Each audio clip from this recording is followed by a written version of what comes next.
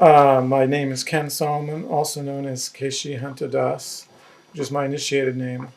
I was initiated by the founder of the Hare Krishna movement, His Divine Grace A.C. Bhaktivedanta Swami Prabhupada, that we for short call Srila Prabhupada. I was born into a Jewish family, it's pretty much secular Jewish. My parents were both from New York. My father worked for the federal government, and they moved down to Washington, D.C. in the early 50s. I was born in 1958. Lived in the suburb of Washington, D.C. Um, Graduated high school. My first semester of college, I met some followers of the Hare Krishna movement. And in my second semester, I stopped my studies and moved into the ashram in the temple. And somehow, and I know I'm not unique in this way, but even from a fairly young age, I was always questioning, like, is this the way it has to be? I have an older brother. He's like 4 or 5 years older than me, and my father was kind of a politically like a liberal.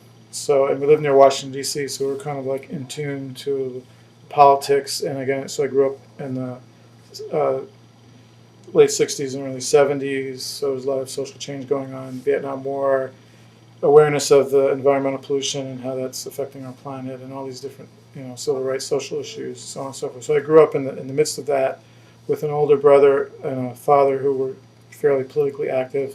So even like when I was like um, 10 years old, I went with them down to some of the big protests against the war in Vietnam and so on and so forth. So I uh, kind of at an early age was very introspective, and at the same time thinking like the world's kind of messed up.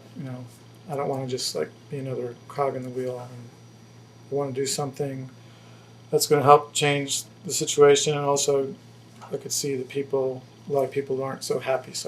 So I was kind of on a quest even from preteens. Then, uh, for example, I became a vegetarian when I was 15 years old, and also used to go backpacking and camping in the mountains with friends. And there was one, I guess, you know, pivotal trip when a friend and I hitchhiked from Washington, D.C. down to the Smoky Mountains in Tennessee. And we were 15 at the time. So a friend and I, we met a girl who was doing some kind of meditation. So she told us all about it. It was actually transcendental meditation as taught by Maharishi Mahesh Yogi. And when we got back to school that fall, it just so happened that the principal of that high school was a follower of TM. And therefore he let the TM people use the school for their introductory lectures. So this friend and I and a few other friends, we started out with transcendental meditation. And around that time became a vegetarian and started reading some of Eastern philosophy, a little bit of Buddhism, a little bit of like the Upanishads, the Vedas, and so on. But philosophically, it didn't really click for me. It didn't really make too much sense. So that I was already kind of into the Eastern philosophical area, but I was struggling with it, reading a lot of books that didn't really make sense to me. And then my first semester of college, I met some of the followers of Srila Prabhupada, the Hare Krishna devotees, and they gave me a small book called Sri Isha Upanishad. And just by reading that book, by the time I got through even like the introduction, which is a transcript of a lecture that Srila Prabhupada gave called "What Are the Vedas," just kind of give a whole overview of the Vedic teachings. And to use a cliche, the light bulb went off or went on. So I took whatever courses I could that were in that direction of Indian philosophy and so on and so forth.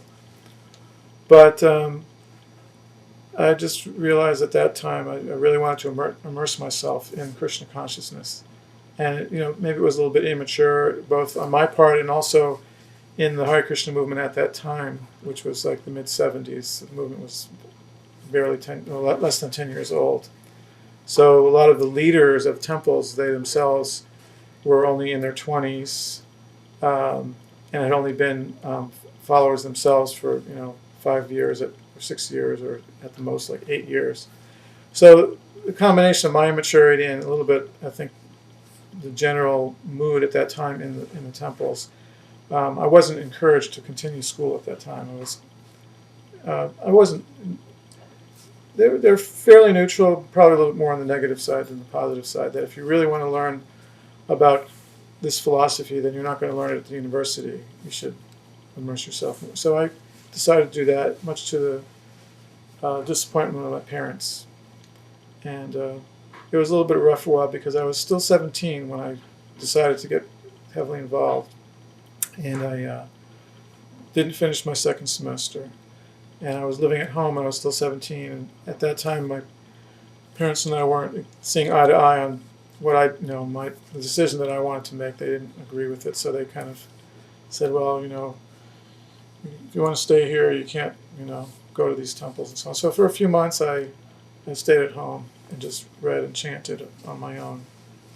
And then they could see that I was determined to do it. So a few months before I turned 18, they said, okay, if you want to go, then go ahead. And of course, they weren't so happy at the time because I wasn't going to school. I was, shaving my head, taking a vow of celibacy, and these kind of things that doesn't go over with the normal middle class, secular Jewish type of thing, as you may have some experience in that regard. I don't know, but so it was a little. I mean, I did stay in the Potomac Temple, which was nearby where my parents lived, and I stayed there for about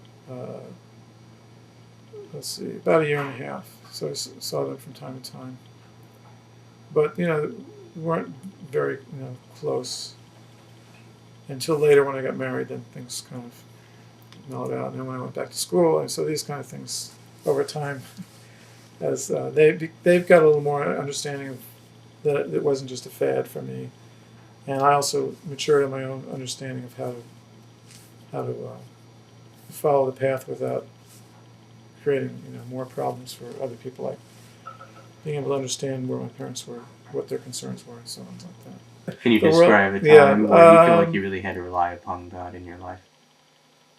Well, when we were talking earlier when I was the president of a temple in Boston, and at that time there was some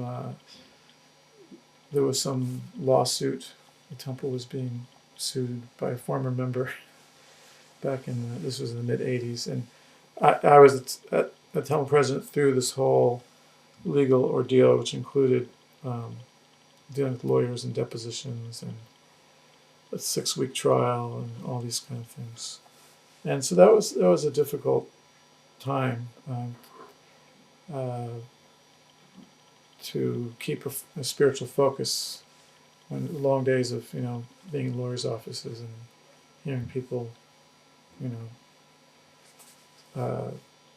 lodge their complaints against the path that I've chosen, even though I wouldn't really necessarily agree with their perspective, but having to hear it and then going through a trial and so on. So that was one situation where I was like, what can I do? I just have to depend on God to both personally make it through on the day-to-day basis, and also in terms of the whole lawsuit, which is basically like an attack on our religion. What are you grateful for? Well, we're grateful for light. We're grateful for the air. I mean, that's one of the teachings of Bhagavad Gita. Krishna explains how he's everywhere and he's providing everything. So that's like a pretty general gratefulness, but specifically grateful for the opportunity to approach God, and that God is so kind that He speaks Bhagavad Gita. He sends His devotees, great saints, and like our spiritual master, to spread His teachings and to teach people how to approach Him. So I'm very grateful for what Krishna has done, what his representative, our spiritual master, has done, and other followers of God who also are trying in this world of turmoil to spread the teachings of God and to bring love of God and love for each other. What will it look like if you're successful? What it will look like? Well, I mean, specifically, I have an idea to use humor, actually, to somehow get across some of these philosophical and spiritual messages that can really help people kind of like look at life a little bit differently, maybe reevaluate what their priorities are and how they interact with other people and with the world and with God. So that's my one of my ideas is actually like collecting things and studying things from the secular world about things that people who have come up with very interesting ways to present humor in a universal way so that it's translatable to all many different cultures, but then take that kind of techniques and tools and use it to actually promote spiritual values. So there's this little skit where there's two people. One guy's either playing the fiddle or a banjo, and he's kind of like the country guy. And then there's the city slicker that comes along, and there's an exchange, and there's also music involved. So I wanted to develop something called the Alachua Traveler because that's where we live, and it's going to be like the same kind of a skit, but it's going to have a philosophical undertone.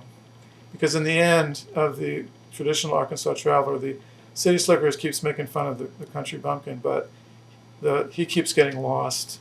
And so at the very end, one version is where the city guy says, you're the stupidest fellow I ever met. And then, of course, the country guy always comes back with a retort that shows that he's really smart. He says, well, that may be, but at least I'm not lost, because he's like, this whole thing is he's trying to get somewhere.